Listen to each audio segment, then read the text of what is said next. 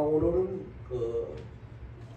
좀 중요한 인간관계라고 하는 제목을 가지고 한번 말씀을 살펴보려고 합니다. 이 세상은 어차피 나 혼자 사는 세상이 아니잖아요. 살 수도 없고요. 누군가의 도움이 절대적으로 필요한 어떤 세상 구조가 그렇게 되어 있어요. 아무리 내가 노력해서 수고해서 이렇게 그렇게 먹고 살아간다 할지라도 사실 노력도 노력할 수 있는 어떤 근거 상황이 되어야 되겠죠. 그러니까 어쨌든 어떤 형태로든지 나 혼자는 살 수 없이 누군가와 이렇게 어울리고 또 도움을 받고 그렇게 살아가는 것입니다. 그래서 우리는 이 사람들과의 좋은 인간 관계가 얼마나 필요한지 얼마나 중요한지 말로 다 표현할 수가 없는 것입니다. 부모와 자식과의 관계가 그렇습니다. 부모와 자식과의 그 관계 속에서 정말로 좋은 관계가 아니라면 정말 얼마나 불편하겠어요. 부모와 자식과의 관계 속에서 발생되어지는 그 좋은 관계가 주변으로 이렇게 확산되어져 갔는데 부모와 자식과의 관계가 좋은 관계가 되어져야 될 것이고 부부의 관계가 좋은 관계가 되어져야 될 것이고 그리고 형제 자매 사이에 그리고 친구들과 그리고 또 여러 이웃들과 직장 동료 선후배들과 그런 좋은 관계가 되어지는 것 이것이 얼마나 중요한지 몰라요. 인간관계가 너무너무 중요한데 중요한 것은 과연 어떻게 하면 좋은 인간관계를 형성하면서 그렇게 잘 살아갈 수 있을까? 어떻게 해야 될까? 결코 쉽지 않은 문제이긴 합니다만 그 하버드 대학교의 위관 박사라고 하는 분이 직장 또는 이렇게 가정, 사회생활 등 각 분야에서 실패한 사람들, 실패한 원인들을 조사를 했어요. 그러니까 성공한 이유를 조사한 게 아니고 실패한 원인들을 조사를 했는데 왜 실패했을까? 그 결과 전문 지식이 모자라서 실패한 경우는 불과 15%밖에 안 된대요.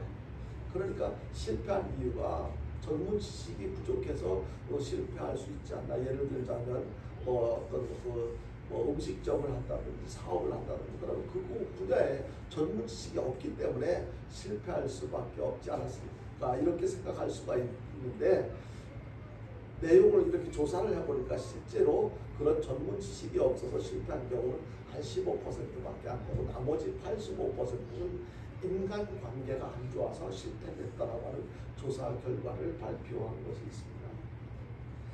미국의 케네디 재단에서 5년간 사회적으로 성공한 사람 1만 명을 대상으로 해서 성공한 비결을 조사를 했대요. 역시 마찬가지로 실패한 원인을 조사하는 결과 내용과 같은 내용의 어떤 조사 결과를 발표를 했는데요.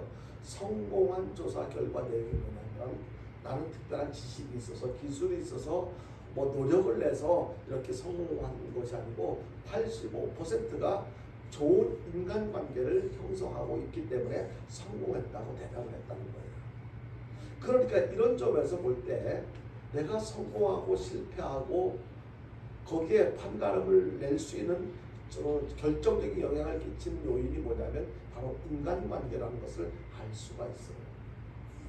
미국 콜롬비아 대학의 경영자 수업 MBA 과정에서 유수 기업 CEO들을 대상으로 성공의 주요 요건을 조사했는데 여기서도 역시 마찬가지로 85%의 사람들이 원만한 인간관계 및 다른 사람들과의 공감 능력에 의해서 성공했다고 대답했다는 거예요.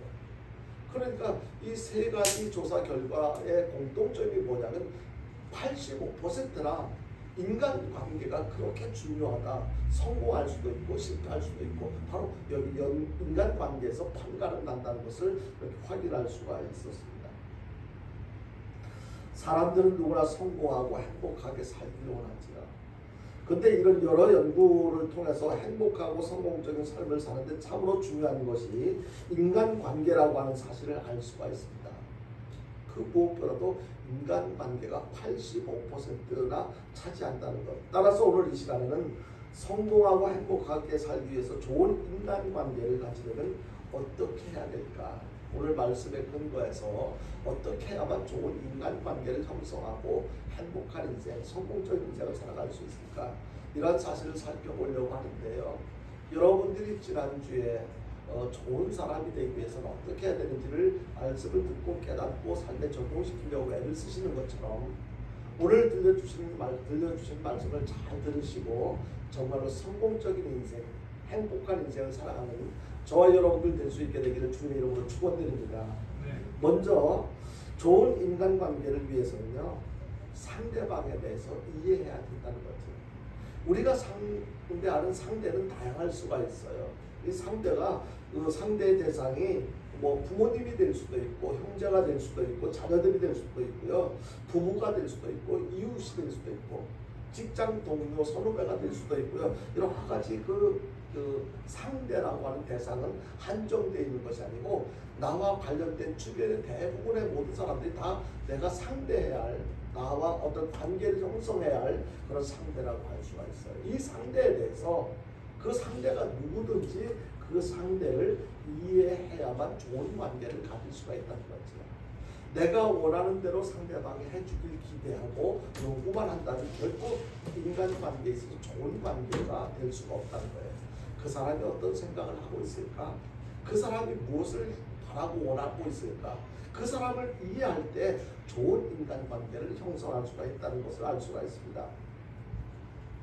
우리가 서로 인간관계를 맺으며 살면서 이해를 해야 되는데 이해하지 못할 일들이 굉장히 많아요. 도대체 내 상식으로는 경험으로는 왜 저렇게 말을 할까? 왜 저렇게 행동을 할까? 이해 안 되는 부분들이 너무 많지요. 그러니까 내 기준에 맞추면 도저히 좋은 인간관계를 형성할 수가 없는 거예요.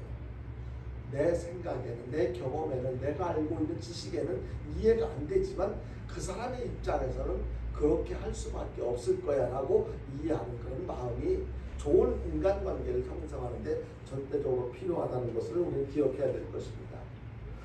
열심히 노력해서 여러 가지 좋은 인간관계를 형성하기 위해서는 많은 어려움이 있겠지만 나와 다르다고 해서 그 사람을 비판하면 안 돼요.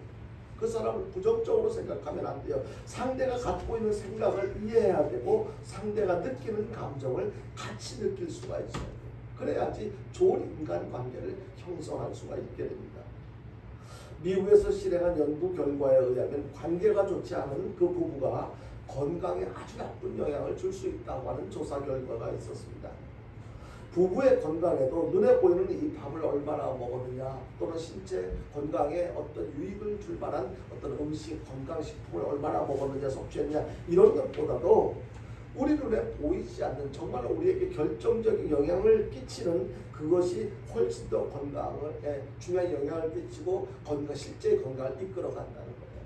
중요한 것은요, 좋은 건강식품, 맛있는 음식을 먹는 것보다 더 중요한 것이 무엇이냐면요, 우리의 눈에 보이지 않는 나의 실체를 이끌어가는 그 마음, 영적인 건강 상태를 이끌어가는 것, 이것이 굉장히 중요하다고 하는데요. 연구팀은 154개 부부를 대상으로 조사를 했는데요. 아내들이 화가 났을 때 그것을 표현하지 못하고 안으로 삭혔을 때 화를 낸 사람보다 심장병으로 쓰러질 확률이 매우 높았다고 그렇게 조사 결과를 발표를 했다고 해요. 그러니까 화라는 일이 있으면 화를 내고 털어버려야 되는데 성격에 따라서 화를 내지 못하고 그냥 마음속에 삭히는 사람들, 이것이 큰 화를 불러일으키는 큰 요인이 되어질 수 있다. 영국에서 실행된 연구에도 이와 비슷한 결과가 있었는데요.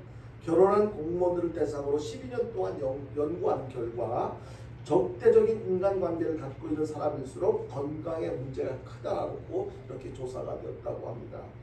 이 부부간에 서로 미워하고 사랑하지 못하는 관계를 가진 공무원들이 병이 많다고 드러났다는 거예요. 그러니까 사람이 같이 살다 보면 미워할 수 있는, 원망할 수 있는 일이 생기죠. 그런데 그걸 빨리 해결을 해야 되는데 그것을 해결하지 못하고 계속 마음에 두고 살아가는 사람들, 훨씬 더 병에 치명적인 어떤 건강에 영향을 주는, 악영향을 주는 그런 경우들이 많았다는 거예요. 바로 일반 사람들보다 34%나 더 많았다고 조사가 됐는데요. 무엇이 문제냐면 바로 인간관계가 문제라는 것을 알 수가 있습니다. 좋은 인간관계를 맺기 위해서 우리는 먼저 상대의 생각과 감정을 존중하고 이해할 수가 있어야 된다는 거예요. 나는 그렇게 생각 안 하는데 너는 왜 그래? 이런 식으로 해가지고는 좋은 인간관계를 맺을 수가 없어요. 나는 그렇게 생각하지 않지만 내 입장에서는 분명히 그럴 만한 이유가 있을 거야. 그럴 수도 있겠다라고 상대를 이해하는 것. 이것이 우리에게 건강한 몸과 마음을 유지하고 살아갈 수 있는 어떤 그 비결이 되어줄 수 있다는 거예요. 방송인으로 알려진 이수경 씨라고 하는 분이 예전에 방송 활동을 했던 이수경 씨라고 하는 분이 계셨는데 이분이 쓴 맛있는 대화법이라고 하는 그 책이 있다고 하는데 이 책에서 잘 듣는 것이 최고의 대화라고 하는 그렇게 소개를 한 문장이 있다고 해요. 가장 좋은 대화는 무엇일까? 맛있는 대화법에서 가장 좋은 대화는 어떤 것일까? 잘 듣는 것이라는 거예요. 내가 말 잘하는 것이 논리 정연하고 질서 있게 아니면은 뭐 이렇게 끊치지 않고 잘 말 잘하는 거 그게 대화를 잘하는 것이 아니고 정말로 대화를 잘하는 것은 상대방의 말을 잘 듣는 것. 또한 말을 잘하는 비결에 대해서는 1장, 2장, 3의 법칙을 이렇게 강조하고 있는데 이게 뭐냐면요. 내가 한마디 말을 했다면 2마디를 들을 수 있어야 되고 그리고 3번째는 상대방의 말에 대해서 장단을 맞춰줘야 됩니다. 여러분들 공감하실지 모르겠어요. 그런데 공감하신다면 나는 지금 1장, 2장 이렇게 어떤 삶의 법칙을 이렇게 삶에 적용하면서 살아왔나요? 어떤 경우에 대화를 나눌 때 보면요. 상대방이 말이 아직도 진행 중에 있는데도 막 이렇게 막 끊거나 껴들거나 막 이렇게 여러 가지로 자기 표현을 급하게 이렇게 서둘러서 표현하는 그런 모습들을 보는데요. 우리가 좋은 인간관계를 이루기 위해서는 내 주장만 하지 말고 상대의 말에 진심으로 귀를 기울여야 돼. 그러니까 좀 더 끝까지 침착하게 무슨 의미로 무슨 뜻으로 저런 말을 하지? 그냥 막 그 단순하게 그 말이 끝나기도 전에 거기에 대해서 막 대변할 것도 먼저 막 생각하다 보면 막 그 말을 이해하지도 못하고 어떻게 하게 돼요? 내 감정을 막 표현하게 되죠. 대화가 안 되죠. 이와 관련해서 누가복음 36장 36절에서 37절에서는 이렇게 말씀하고 있어요. 같이 한번 보겠습니다. 시작. 너희 아버지의 자비로우심 같이 너희도 자비로운 자가 되라. 비판하지 말라. 그리하면 너희가 비판을 받지 않을 것이요. 정죄하지 말라. 그리하면 너희가 정죄를 받지 않을 것이요. 용서하라. 그리하면 너희가 용서를 받을 것이요. 이 말씀에 보면요. 상대방의 자리에 서보려고 노력하라는 거예요. 내 입장에서만 생각하고 주장하면 답이 해결책이 안 나와요. 상대방의 입장에 한번 서보려고 노력해요. 빌립보서 2장 5절이야 8절에도 또 이렇게 말씀하고 있습니다. 같이 보겠습니다. 같이 봅니다. 빌립보서 2장 5절부터 8절 시작. 너희 안에 이 마음을 품으라. 곧 그리스도 예수의 마음이니 그는 근본 하나님의 본체시나 하나님과 동등됨을 취할 것으로 여기지 아니하고 오히려 자기를 비워 종의 형체를 가지사 사람들과 같이 되셨고 사람의 모양으로 나타나사 자기를 낮추시고 죽기까지 복종하셨으니 곧 십자가에 죽으십니다. 아멘. 너희 안에 이 마음을 품어라. 누구의 마음을요? 예수 그리스도의 마음. 그러니까 우리가 내 마음만 가지고 대화를 하다 보면 정말로 좋은 인간관계를 형성할 수가 없어요. 그런데 그리스도 예수, 서로 그리스도 예수의 마음을 품고 대화를 나눈다면 똑같은 그리스도잖아요. 상대방도 그리스도인데 똑같은 그리스도를 마음에 품고 대화를 하다 보면 생각이 일치될 수가 있어요. 서로 이해할 수가 있어요. 인정할 수가 있어요. 예수님의 삶은 우리 인간의 삶을 다 이해하고 동정하시고 품어서 우리를 대변해서 십자가에 못 박혀 죽으신 것을 말씀하고 있는 거예요. 만약에 예수님께서 우리 입장을 이해하시지 못하셨다면 구태여 십자가에 고난을 당하실 이유가 어디 있었겠어요? 여러분들 혹시 샘소나이트 가방에 대해서 아시는 분이 계실지 몰라요. 저도 이 샘소나이트 가방이 있는지도 몰랐는데요. 이 샘소나이트라고 하는 가방이 세계적으로 아주 유명한 가방이라고 그렇게 소개되어지고 있는데요. 이게 어떻게 비유되어지고 있냐면 삼손처럼 아주 튼튼한 가방이라고 그렇게 알려져 있어요. 그래서 얼마나 튼튼하길래 도대체 어떤 가방이길래 그렇게 튼튼한 가방으로 알려져 있나. 이 가방을 만든 사람은요, 슈와이더라고 하는 사람인데요. 이 사람의 아버지가 원래는 채소 강사였어요. 그러니까 아버지가 이곳저곳을 다니면서 채소 장사를 하다가 나중에 이 슈와이더 아들에게 물려줬는데, 하루는 이제 아들이 채소를 어떤 분에게 이제 판매를 했는데, 채소를 담은 그 가방, 고객의 가방이 그냥 이렇게 들고 가기 전에 팍 찢어져 가지고 그 안에 가방에 담겼던 물건이 다 쏟아진 거예요. 이 슈와이더 씨는 이제 그 모습을 보면서 물건이, 상품이 쏟아지지 않는 튼튼한 가방을 만들었으면 좋겠다. 그 모습을 보고 그 가방을, 고객이 가방, 튼튼하지 못한 그 가방 물건이 쏟아질 때 느꼈던 그 마음이 어땠을까, 이것을 생각하면서 이 와이더 씨가 이제 튼튼한 물건이 절대로 쏟아지지 않는 가방을 한번 만들어야 되겠다. 그 고객 입장에서 생각을 하고 어떻게 하면 튼튼한 가방을 만들 수 있을까. 그때부터 연구에 몰입하기 시작을 했습니다.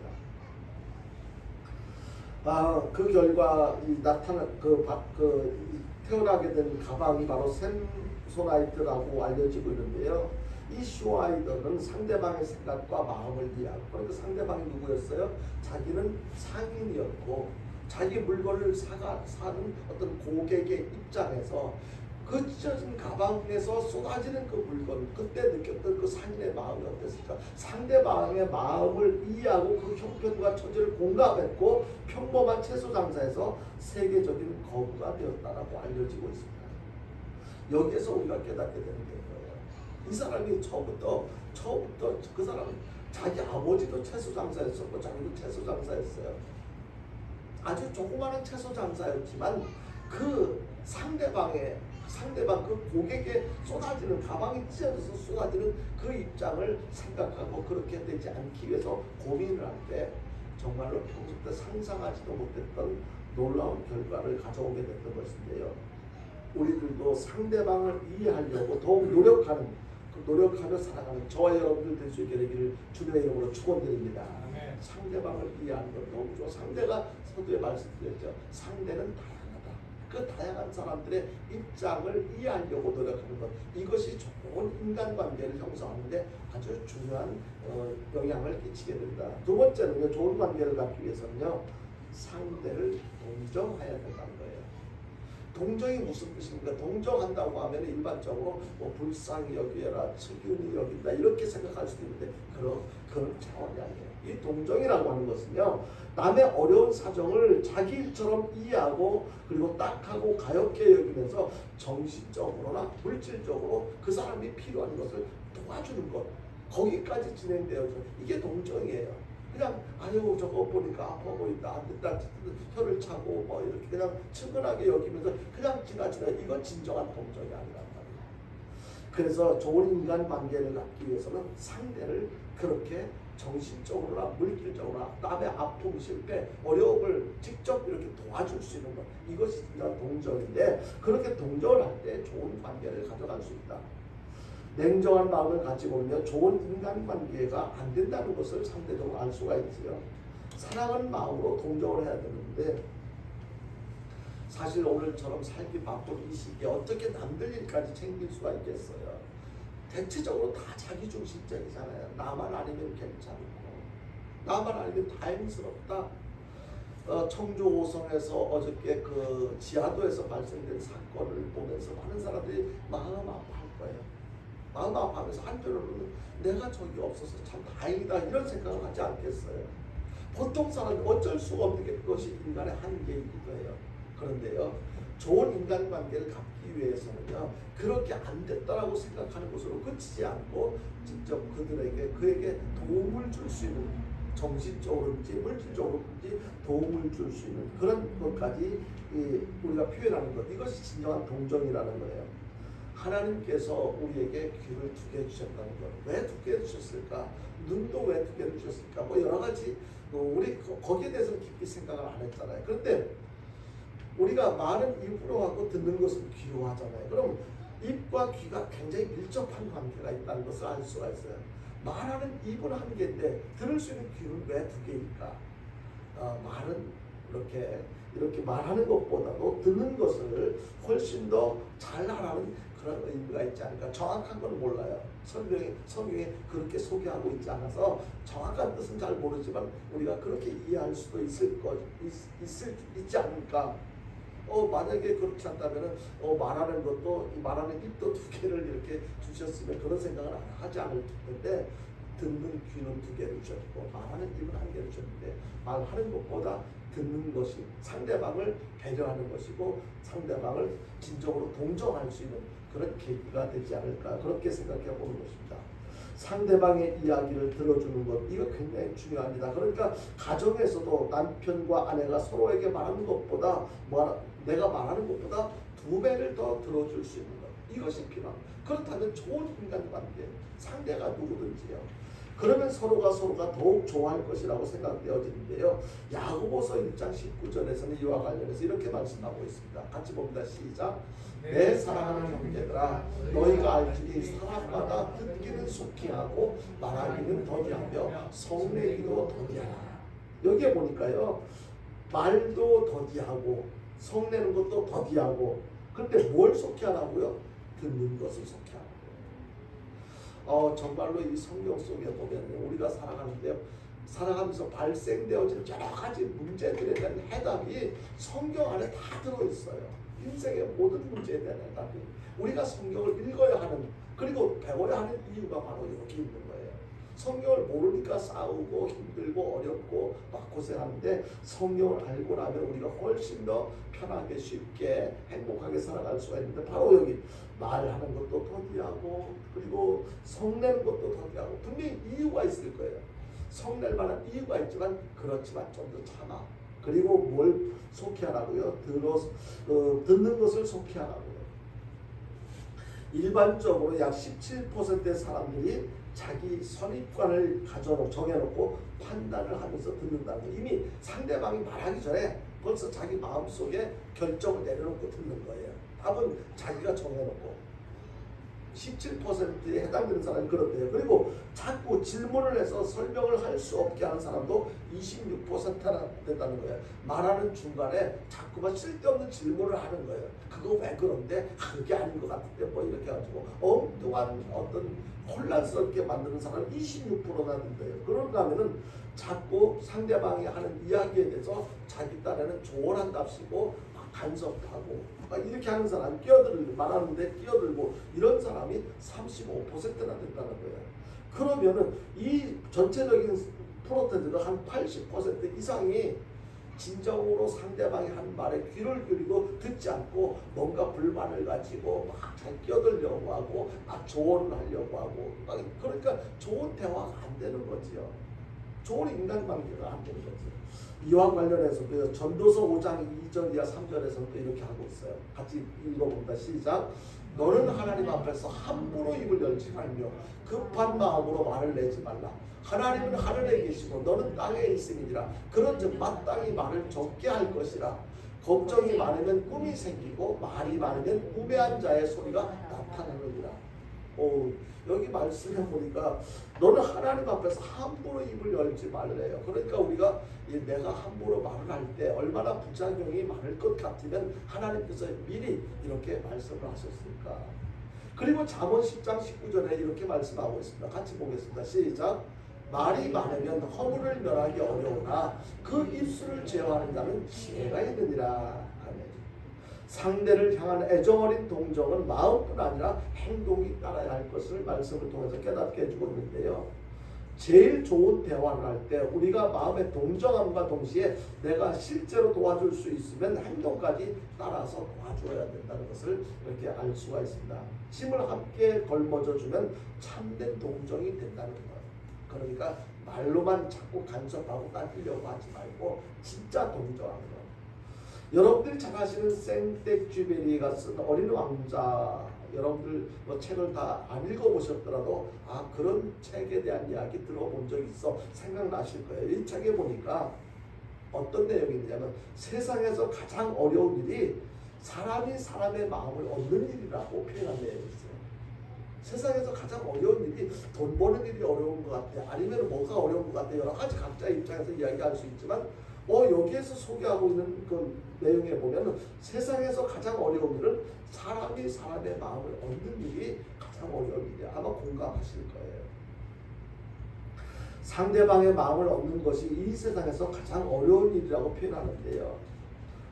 그런데 사람의 마음을 얻는 탁월한 능력을 가진 사람이 있었어요. 뭐 많이 있었겠죠. 그 중에 한 사람을 소개하자면 세계적인 CEO 중 유명한 제약업체인 화이자. 평소 때 화이자에 대해서 잘 몰랐었지만 이번에 코로나 사태로 인해서 화이자에 대해서 많이 들으셨을 거예요. 이 세계적으로 최고의 그 제약회사로 알려진 이 화이자의 사장이 제프 킨들러라고 하는 사람인데, 이 사람은 그 사람의 성공 비법이 다른 것이 아니고 남의 말을 잘 들어주는 습관이 있었다고 해요. 그러니까 이 사람은 항상 틈만 나면 다른 사람들이 어떤 생각을 갖고 있나 말을 통해서 뭐라고 설명할 때 거기에 귀를 기울이고 그냥 잘 들어주는 그런 습관이 그렇게 세계적인 제약회사로 성공시킬 수 있었던 비결이다라고 그렇게 소개를 하고 있습니다. 박노한 씨라고 하는 사람이 경청으로 시작하라고 하는 책을 쓴 게 있는데, 여기에 보면은요, 듣기는 의사소통의 절반을 차지한다라고 했어요. 그러니까 의사소통의 절반이 상대방의 말을 잘 듣는 것이 의사소통의 절반 이상을 차지한다. 이게 참 쉽지도 않고 이해하기가 좀 어려울 수도 있는데요. 경영 컨설턴트이자 리더십 라이프 코치라고 알려진 허경민 씨라고 하는 사람은 뭐라고 얘기를 합니까? 강한 자가 살아남는 것이 아니라 살아남는 자가 강한 사람이다라고 이렇게 표현을 하면서, 이것은 그렇게 살아남을 만큼 강한 사람은 어떻게 해야지 그렇게 살아남을 만큼 강한 사람이 될 수 있냐면 귀가 너덜너덜해질 정도로 상대방의 말을 들으라고 강조를 하고 있어요. 이게 듣는 것이 얼마나 중요하면, 귀가 아무리 많이 듣는 사람의 소리를 듣는다고 해서 귀가 너덜너덜해질 수가 있겠습니까? 그런데 이 사람의 표현에 의하면 귀가 너덜너덜해질 정도로 상대방의 말에 귀를 기울이라, 이렇게 이야기를 하고 있어요. 가정에서도 사회에서도 좋은 인간관계는 서로의 말을 잘 들어주는 데서 시작된다는 것을 알 수가 있는 거예요. 내가 하고 싶은 말도 많이 있겠지요. 그러나 상대방을 이해하려면 상대방을 잘 들어야만 가능하겠지요. 우리의 믿음도 어디에서 난다고 성경은 말씀하고 있습니까? 로마서 10장 17절에 보니까 믿음은 들음에서 나며 들음은 그리스도의 말씀으로 말미암는다라고 그렇게 말씀하고 있습니다.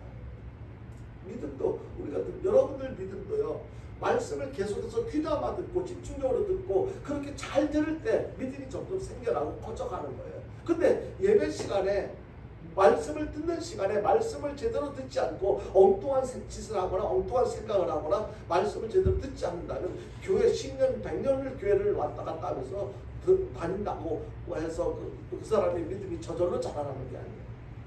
말씀을 귀담아 잘 들어야 돼요. 잘 들을 때 그 믿음이 점점 생겨나고 자라게 되는 것을 말씀하고 있습니다. 마찬가지로 우리가 좋은 인간관계를 갖고 행복하고 성공적인 삶을 살기 위해서는 10번, 100번 강조해도 모자람이 없는 것은 바로 상대의 말에 귀를 기울이는 것이죠. 어느 집의 남편이요, 담배를 억수로 많이 피웠대요. 너무 많이 피워가지고 아내의 입장에서는 얼마나 불편했겠어요. 그리고 간절한 바람이 남편의 건강을 위해서도 담배를 좀 끊었으면 좋겠다라고 해서 수시로 말을 하고 했는데도 남편이 말을 안 듣는 거예요. 근데 어느 날, 옛날에는 이렇게 신문을 배달을 할 때 그냥 신문 배달원이 파야가서 집 현관에다 이렇게 휙 던졌잖아요. 테이블 앞에 던지기도 하고. 그래서 하루는 부인이 이렇게 신문 온 거를 이렇게 챙겨가지고 남편한테 갖다 주기 전에 자기가 딱 펼쳐봤는데 깜짝 놀라 정말 반가운 소식이 거기에 적혀 있는 거예요. 어떤 내용이냐면은 담배를 많이 피우면 암에 걸린다라고 하는 그 광고가 신문을 딱 펼치니까 그게 대문짝만 하기 싫어요. 자기는 너무 좋았어요. 그래서 그 광고가 실린 신문을 가지고 남편에게 막 갖다 줬어요. 남편이 그 신문을 딱 보더니 가서 이렇게 큰 사인펜을 가져오라고 얘기를 했는 거예요. 그래서 아내가 생각할 때는 사인펜을 가져오라고 하니까 이제는 담배 많이 피면 암에 걸릴 거라고 생각하는 그 광고를 보고 나도 이제부터는 금연을 해야지 하고 그 금연이라고 이렇게 써서 붙일 표로다 딱 붙일 줄 알았는데 그래서 쌀면을 갖다 줬더니 남편이 뭐라고 종이에 썼는지 아세요? 신문사절. 그러니까 사람의 생각은 그렇게 다른 거예요. 똑같은 상황에서. 아내는 그 광고를 보고 남편이 금연이라고 써붙이고 금연하기 위해서 노력할 것을 기대했는데 그 광고를 보고 남편은 신문사절. 이런 신문 더 이상 안 볼 거예요. 사람들이 이렇게 서로의 해석을 다르게 하고 인생을 살아가는데요. 인디언들의 기도문 중에 이런 내용이 있다고 해요. 우리가 남의 신을 신고 보름 동안 걸어보기 전에는 남을 판단하거나 비난하는 일을 하지 말게 하옵소서. 무슨 뜻인지 이해하시겠죠? 우리는 다 신발을 신을 때 자기 발에 맞는 신발을 신어요. 근데 다른 사람의 신발을 신었을 때 그 신발이 내 발에 안 맞아서 불편을 느낄 거예요. 근데 잠깐 동안 한번 신어보고 이 사람이 어떻다라고 판단을, 이 신발이 어떻다, 이 신발을 신은 사람의 입장이 어떻겠다라고 판단하기에는 섣부르니까 보름 동안 한번 그 신발을 신어보고 나서 그때 상대방이 어떤 입장일까라고 판단을 하는 거예요. 그만 신중히 하라는 것이죠. 우리는 상대와 대화를 하되 판단하거나 질문, 평가, 조언하려고 하는 것이 아니라 상대의 입장과 느낌을 동정하면서 듣고 하나님의 말씀으로 결론을 내려야 돼요. 결국 결론을 낼 때 보통 대화를 통해서 일반적으로 결론을 낼 때 어디에 근거를 두고 결론을 내니까 내 생각, 내 경험, 내 시기에 근거를 두고 결론을 내리려고 하니까 정답을 찾을 수가 없어요. 올바른 결론을 내릴 수가 없어요. 적어도 우리 신앙인들은 무엇에 근거한 결론을 내려야 되냐면 대화를 하되 상대방의 말을 많이 듣고 내가 생각을 많이 하되 결론은 하나님의 말씀에 근거해서 결론을 내릴 때 가장 올바른 현명한 결론을 내릴 수가 있다는 것을 알 수가 있습니다. 상대방에 대한 애정어린 동정으로 더욱 좋은 인간관계를 발전시켜 나가는 저와 여러분들 될 수 있기를 주님의 이름으로 축원드립니다. 그리고 마지막 세 번째로 좋은 인간관계를 갖추려면요, 상대를 진심으로 사랑하는 거예요. 사랑하는 상대는요, 제한이 없어요. 하나님께서, 예수님께서 이 땅에 오셔서 주신 세 계명이 두 가지잖아요. 그 첫 번째 계명은 하나님을 사랑하는 것, 하나님 제일 사랑하는 것. 두 번째는 내 이웃을 내 몸처럼 사랑하는 것. 이 두 가지 계명 속에 모든 계명이 다 포함된단 말이에요. 그런데 그 두 가지 이웃을 사랑하라고 하는 이웃이 누구예요? 나를 제외한 모든 사람이 다 이웃이에요. 가족도 포함되고 친구들도 다 포함되고. 그러면 이웃을 내 몸처럼 사랑하라고 하셨는데 저 인간은 하는 꼴을 보니까 내가 사랑할 수가 없어. 나한테 얼마나 많은 피해를 줬는데 이런 여러 가지 이유를 대면서 사랑할 수 없어. 그건 예수님의 하나님의 가르치심이 아니에요. 하나님의 뜻이 아니에요. 하나님 예수님께서 누구까지 사랑하라고, 원수까지도 사랑하라고 하셨어요. 우리 입장에서는 도저히 이해할 수도 없고 용납할 수도 없는 거잖아요. 우리는 하나님을요 막연하게 알고 있는 것이 아니잖아요. 하나님은 그런 분이 계신 것 같아, 그럴 수 있어 뭐 이런 식으로 하나님에 대해서 생각하는 것이 아니라 하나님에 대해서, 하나님은 예수님을 보내셔서 우리를 위해서 십자가에 몸 찢기고 피 흘려 죽기까지 그렇게 우리를 사랑하신 분이라는 것을 알고 있잖아요. 이와 관련해서 갈라디아서 1장 4절에서 이렇게 말씀하고 있습니다. 갈라디아서 1장 4절 같이 봅니다. 시작. 그리스도께서 하나님 곧 우리 아버지의 뜻을 따라 이 악한 세대에서 우리를 건지시려고 우리 죄를 대속하기 위하여 자기 몸을 주셨습니다. 우리를 대속해 주기 위해서, 우리를 구원해 주기 위해서 뭘 주셨다고? 자기 몸을 주셨다는 거예요. 예수님께서는 가늠하다가 현장에 잡혀온 여자를 돌로 쳐 죽이려고 막 사람들이 몰려와서 그랬잖아요. 가늠하다 잡혀온 여인을 앞에 두고 돌을 손에 들고 막 돌로 쳐 죽이려고 그렇게 할 때 예수님께서 뭐라고 했어요? 너희 중에 죄가 없는 사람이 있다면 그 사람이 돌로 치라.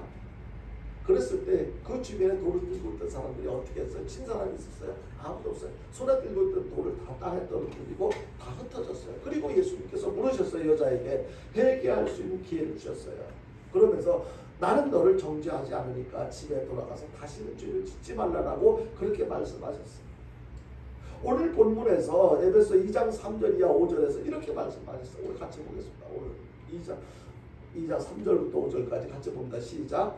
전에는 우리도 그 가운데에서 우리 육체 욕심을 따라 지내며 육체와 마음에 원하는 것을 하여 다른 이들과 같이 본질상 진노의 자녀이었더니 긍휼이 풍성하신 하나님이 우리를 사랑하신 그 큰 사랑을 인하여 허물로 죽은 우리를 그리스도와 함께 살리셨고 너희는 은혜로 구원을 받는 것이다.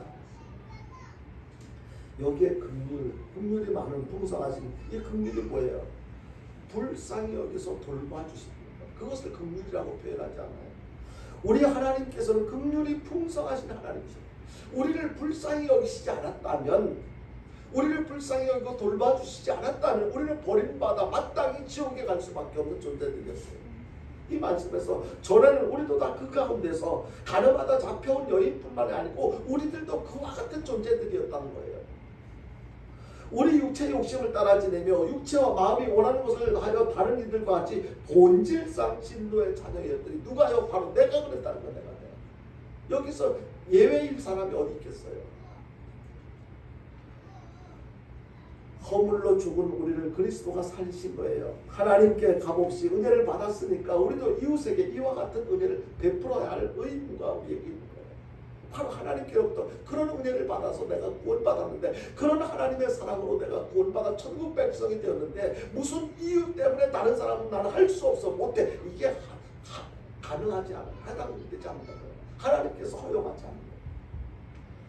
하나님 사랑의 선물을 받아 구원을 받았으니까 우리도 이웃에게 사랑을 베푸는 것, 이것이 마땅하다는, 거듭 말씀드리지만 이웃이 누구예요? 내가 아닙니다. 모든 사람이 다 해당되는 거예요. 때로는 볼 때 다 그 정치적으로 이 원수처럼 하는 모습들을 보면 평생 그 사람들은 그 상대방 어떤 국민의힘 당에서는 민주당을 사랑하지 못할 것 같고, 민주당의 사람들은 국민의힘을 사랑하지 못할 것 같고, 막 너무너무 그거 보면은 막 요새는 뉴스도 틀기 싫을 만큼 그런 모습들을 보면 너무 마음이 아파요. 누가복음 10장 27절에 28절에 이렇게 말씀하고 있습니다. 같이 한번 볼까요? 같이 봅니다. 시작. 대답하여 이르되 내 마음을 다하며 목숨을 다하며 힘을 다하며 뜻을 다하여 주 너의 하나님을 사랑하고 또한 내 이웃을 내 자신같이 사랑하라 하였나이다. 예수께서 이르시되 내 대답이 옳도다. 이를 행하라. 그리하면 살리라 하시니, 누가 이 세상의 재물을 가지고 하시니, 예. 여기에 보면 이 내용에 보면요, 결국 예수님께서 주신 새 계명에 대해서 하나님 사랑, 이웃 사랑에 대해서 말씀하고 있는 것인데, 요한일서 3장 10절 이하 18절에도 이렇게 말씀하고 있습니다. 같이 봅니다. 시작. 누가 이 세상의 재물을 가지고 형제의 불핍함을 보고 또 도와줄 마음을 닫으면 하나님의 사랑이 어찌 그 속에 거하겠느냐. 자녀들아, 우리가 말과 혀로만 사랑하지 말고 행함과 진실함으로 하자. 그러니까 진짜 사랑하는 것은 말과 혀로만, 이성적으로만 생각하고 인정하는 것으로 그치지 말고 진짜 네 행동으로 진짜 사랑해. 이것을 말씀하고 있는 거예요. 하나님께서 주신 새 계명의 핵심적인 내용을 말씀하고 있는 것입니다. 사랑을 실천함으로 좋은 인간관계를 발전할 수 있다고 하는 것을 깨닫게 되는데요. 여러분들이 잘 아시는 아메리카 인디언들이 갖고 있는 부메랑이라는 것이 있어요. 아마 부메랑 직접 보신 분들도 있고 뭐 또 이렇게 들어서 아시는 분들이 있을 거예요. 부메랑은 이렇게 기역자처럼 생긴 나무를 깎아서 만든 일종의 무기예요. 그걸 던져가지고 높은 나무나 또 날아가는 어떤 짐승을, 이 부메랑을 던져서 그걸 맞춰가지고 그 목표로 삼은 그 짐승을 잡고 나면은 그 부메랑, 그걸 떨어뜨리고 짐승을 떨어뜨리고 그 부메랑을 어떻게 해? 다시 날라서 나에게로 돌아오는 거예요. 그래서 이걸 부메랑이라고 해요. 원하는 목적, 그 물을, 그 어떤 내용물을 마치고 나서 다시 나에게로 와서 내가 내 손에 잡을 수 있는 거. 그러니까 내가 던졌지만 다시 나에게로 돌아오는 거. 이걸 부메랑이라고 하는데요.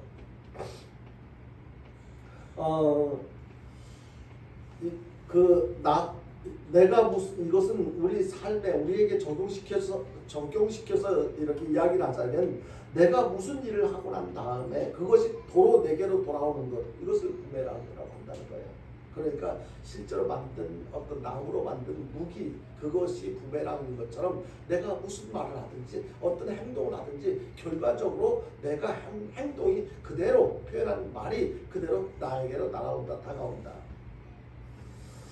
미국 대사를 지낸 제임스 레이니 교수라고 하는 사람이 있는데, 이 사람은 미국 에모리 대학교의 캔들러 신학대학교 교수로 재직하던 시절에 자기 건강을 생각해서 좀 거리가 좀 멀은데도 이렇게 차를 이렇게 사용하지 않고 걷거나 아니면 자전거를 타고 학교 이렇게 출퇴근을 했어요. 근데 그 출퇴근을 걷거나 자전거를 타고 하는 그 과정에 부촌, 그러니까 부자들이 사는 그 부촌을 이렇게 지나가는 과정이 있었는데, 근데 그곳을 지날 때마다 항상 벤치에 어떤 노인이 혼자 쓸쓸하게 앉아있는 모습을 어느 날 이렇게 보게 돼요. 그래서 처음에는 이렇게 그냥 뭐 대수롭지 않게 생각하고 지나가는데, 반복해서 그런 모습으로 앉아있는 노인을 보면서 그냥 지나칠 수 없어서 가던 자전거를 세워놓고 같이 말도 걸고 말동무도 해주고 막 이렇게 친하게 지냈어요. 그러면 어떤 때는 그 집에 들어가서 이렇게 잔디도 깎아주면서, 이거를 어느 정도 했냐면 한 2년 정도를 그렇게 했어요. 이게 보통 일이 아니죠. 2년 정도 특별한 일을 한 게 아니에요. 자기 허락하는 그 시간 범위 안에서 이렇게 그 노인의 말동무가 되어주고. 근데 어느 날 이렇게 또 지나가는데 그 노인이 안 보이는 거예요. 그 벤치에. 이상하다. 그래서 동네 사람들한테 그 노인이 왜 안 보이는지, 그 노인에 대해서 물어봤더니 그 노인이 어저께 얼마 전에 돌아가셨다. 그 얘기를 듣고 이 교수님이 바로 이 병원을 안치되어 있는, 그 노인이 안치되어 있는 병원을 찾아갔어요. 찾아가서 보니까 그분은 그분이 그 장례식장으로 찾아갔더니 그 노인이 바로 보통 사람이 아니고 코카콜라, 얼마나 유명한 회사입니까? 코카콜라 회장이셨다는 거예요. 그분이 너무 고집이 세다 보니까 아내도 일찍 이제 아내하고 같이 못 살고, 죽었는지 뭐 어땠는지 모르겠지만 아내도 없고 자식들하고도 같이 못 살고 혼자 그렇게 그 부촌 그 대저택에서 혼자 그렇게 쓸쓸하게 외롭게 지내고 있었다는 거예요.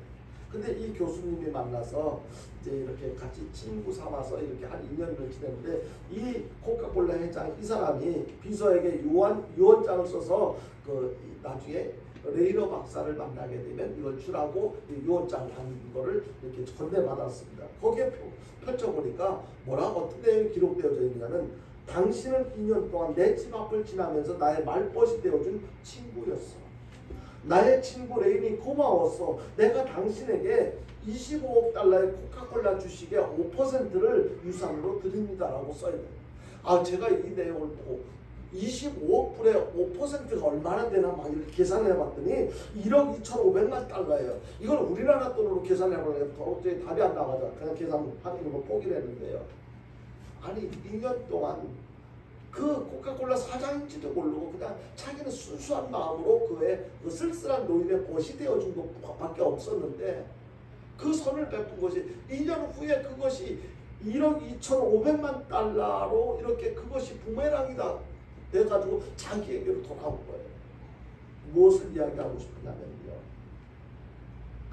이 제임스 레이니 교수는 그 돈을 자기가 쓰지 않고 대학에 기부해서 노인의 유산을 값지게 그렇게 사용을 했다고 알려지고 있는데요. 그래서 그 에모리 대학교는 급성장해서 남부의 유명한 대학이 되었다고 이렇게 알려지고 있고, 이 에모리 대학은 16년 동안이나 그 레이너 박사를 총장으로, 이분이 이제 그렇게 총장으로 이렇게 재임을 했다라고 이렇게 알려지고 있는데, 이것이 바로 그의 삶의 어떤 부메랑이 되어서 이렇게 돌아온 거, 이것이 내가 심은 대로 거둔다는 거예요. 심은 대로. 내가 좋은 것을 심으면 좋은 것을 거두고, 나쁜 말을 심고 나쁜 행동을 심으면 나쁜 말이 그것이 다 내게로 돌아온다는 거예요. 그러니까 우리는 어떻게 해야 되겠어요? 상대방을 통해서 내가 무슨 말을 듣든지 어떤 행동을 보든지 나는 좋은 말, 좋은 행동을 내가 해야 될 거예요. 심어야 된다는 거예요. 그래야지 언젠가는 내가 지금은 힘들어도 좋은 것을 거둘 수 있다. 한 가지만 더 말씀을 드리고 말씀 맺겠는데, 어떤 중년 부인이 암 수술을 하게 됐어요. 그런데 이분은요, 너무 가난하고 혼자 사는 과부였었는데 수술비가 5만 달러나 나온 거예요. 도저히 이 부인의 입장에서는 이 5만 달러를 감당할 수 있는 능력이 안 됐어요. 그런데 엄청난 돈을 갚을 도리가 없었는데, 병원에서 이제 어쨌든 퇴원할 날짜가 되었는데, 이제 태어날 날짜가 임박해서 쪽지 그 하나를 받게 됐어요. 그 쪽지에 어떤 내용이 적혀 있었냐면은 아주머니의 병원비는 제가 다 갚았습니다라고 이렇게 쓰여져 있는 거예요. 깜짝 놀랐어요. 이게 무슨 일일까? 근데 어떤 사연이냐면은 그 뒤에 이어서 설명한 사연을 보니까 옛날에 제가 학생 시절에 너무 어렵고 가난해서 집집마다 물건을 들고 다니면서 방문 판매를 하고 있었을 때 그때 아주머니 집에 들렸는데 그때 배가 너무 고파서 뭔가 좀 먹을 거를 좀 달라고 이렇게 요청을 하고 싶었는데 차마 빵을 달라고는 말을 못하고 그냥 아주머니한테 물 좀 한 그릇 주실 수 있어요? 라고 이야기했더니 그 아주머니가 자기 배고픈 것을 아시고 그 큰 그릇에다가 우유를 한 그릇 이렇게 떠서 주셔가지고 내가 그때 기운을 잃고 쓰러지지 않고 기운을 차리고 내가 계속 일을 할 수 있었어요. 그런데 그래서 이제 제가 그렇게 하다가 내가 의과대학을 가게 되었고 의사가 돼서 지금 이 병원에 지금 원장으로 재직하고 있어요.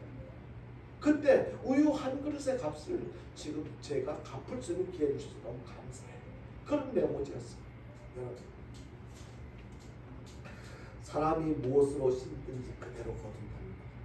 이 부인이 먼 날 내가 어려운 일을 당할 때 언젠가 이 사람이 내가 병원비가 없어서 5만 달러를 이 사람이 제공해 줄 수 있을까? 이거 기대하고 우유 한 그릇을 대접했겠어요? 우리는 조건 없이 이유 없이 그저 내가 할 도리를 하는 것 이것이 필요한 거야. 우리 삶에서 이것이 좋은 인간관계를 갖고 살아가는데 절대적으로 필요한 이 요인이 된다는 거예요. 그러므로 아무리 세상이 각박하다 할지라도 하나님을 믿는 사람은 하나님 앞에서 행하는 것이기 때문에 눈에 보이는 것은 눈에 안 보이는 과거의 일이 열매를 맺어서 온다는 거예요. 내가 지금 힘들고 어렵게 사는 거, 아픔을 겪는다는 것은 과거에 지금 내가 아플 수밖에 없는 그런 행동을 했던 과거, 그렇게 살았던 과거 때문에 지금 어려움을 겪게 된다는 거예요. 이걸 깨달아야 돼요. 그렇다면 지금은 그렇다 하더라도 앞으로 보다 더 나은 삶을 기대한다면, 행복한 미래를 기대한다면 지금 어떻게 살아야 되겠어요? 사람은 희로애락을 인간관계에서 만들어내야 되는 것인데요. 좋은 것은 좋아서 좋고 안 좋은 것은 또 안 좋기 때문에 이렇게 안 좋은 이유 때문에 기도할 수 있어서 좋고 그러니까 모든 것을 긍정적으로 생각해서 신앙적으로 생각하는 것 이것이 우리에게 필요한 거예요. 하나님을 사랑하는 자고 그 뜻대로 부르심을 입은 자들에게는 어떻게 된다? 모든 것이 합력하여 선을 이룬다고 하셨어요. 근데 우리는 다 안 그렇잖아요. 그래도 나에게 좋은 소리를 듣고 싶어하고 좋은 모습을 보고 싶어하고 그렇지 않으면 거기에 따른 바로 불평불만을 표현하고 근데 성경적으로 우리가 생각한다면 좋은 것은 좋은 것대로 좋고 안 좋은 것은 안 좋은 일 때문에 그 이유 때문에 하나님 앞에 기도할 수 있는 기회가 되니까 좋고 이것이 바로 신앙적인 입장에서 이해할 수 있는 내용인 것입니다. 예수 믿는 사람들에게는 모든 것이 좋게 된다는 것을 말씀드리고 있는 것인데요. 그렇게 생각하고 그렇게 꿈꾸고 그렇게 믿고 그렇게 말하는 사람에게는 그렇게 된다는 거예요. 그렇게 그러니까 생각하는 대로 말하는 대로 꿈꾸는 대로 되어진다는 거예요. 그럼 우리가 어떻게 말하고 어떻게 꿈꾸고 어떻게 행동해야 되겠냐는 거예요. 인생은 한 번밖에 못 사는 것인데 다시 연습이 없어요. 지나간 어제 그가 다시 돌아올 수는 없어요. 오늘도 지나가면 다시 돌아올 수 없어요. 그러면 오늘 어떻게 살아야 되겠어요? 하나님께서 주신 인생을 행복하게 살아야 되지 않겠습니까? 행복을 만들어가면서 행복하게 살아야 될 것입니다. 그러기 위해서는요. 상대를 이해하고 동정하고 사랑하면 행복을 만들 수 있다는 것을 오늘 말씀드리고 있는 것입니다. 아무쪼록 좋은 인간관계를 통해서 더욱 행복한 삶을 살아가는 저와 여러분들 될 수 있게 되기를 주님의 이름으로 축원드립니다. 우리 참조